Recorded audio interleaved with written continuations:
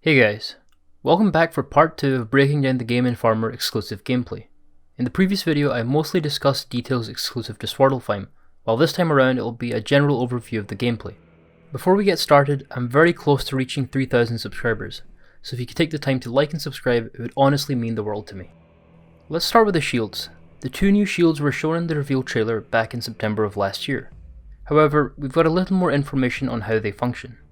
Starting with the rectangular shield, named the Stonewall Shield, it functions by using kinetic energy to unleash a wide radius attack. As Kratos blocks enemy attacks, notice how the semicircle segmented into 4 parts charges. This is also an addition to the UI from 2018. Once all 4 bars are fully charged, notice how the inner shield changes from a light orange hue to bright red. This is an example of diegetic UI design, where the UI component exists in both the game space and story. This will especially be useful for those with minimal UI settings toggled, as the shield itself will indicate when the ability is ready.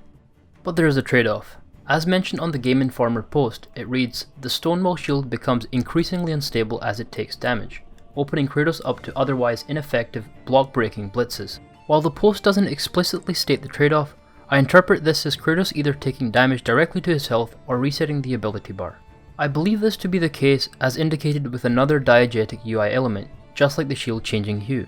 If you pay close attention to the shield once the bar is fully charged, you'll notice the shield emits smoke upon sustaining further hits. It looks to me that if you continue to block even when the ability is ready, it warns you to either use the ability or distance yourself to reset the damage intake. Lastly, I'd like to talk about the glowing gem emitting from the shield, which I believe are runes making a return from 2018. I believe in the context of the Stonewall Shield, you'll be able to increase damage input, speed up the cooldown period, increase the radius of the attack, and perhaps even modify the core ability. This isn't too far-fetched considering runes worked similarly in the reboot. Let's move on to the oval-shaped shield, named the Dauntless Shield. There isn't much to comment on this variation thus far. Based on gameplay and Game Informer's post, it behaves very similarly to the Guardian Shield, if not identical.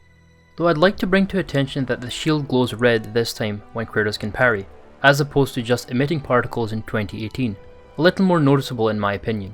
To conclude the topic of the shields, I'm sure you'll be asking yourself, are there two different shields or are they the same that can transform? I believe these are individual shields which will be selectable in the weapons menu. We also know the original shield will be making a return due to its appearance in the reveal trailer, although being able to change shield types in real time would introduce new depth to the combat. Moving on, let's discuss verticality in combat. One of the things 2018 lacked was verticality in combat, due to the lack of a jump button. From a technical perspective, it makes sense, since a jump button would interfere with camera placement. However, it seems through level design it's being explored further. For instance, this Svartalfheim level has deliberately been designed with platforms and ledges, as opposed to the more flat level design previously. Another way seems through redefining, or rather, defining the triangle button. Previously, the triangle button wasn't mapped to anything once the axe was wielded, and once the blades were wielded, it would only switch back to the axe. This time around we have weapon signature moves. Depending on what weapon you're wielding, you'll activate a move.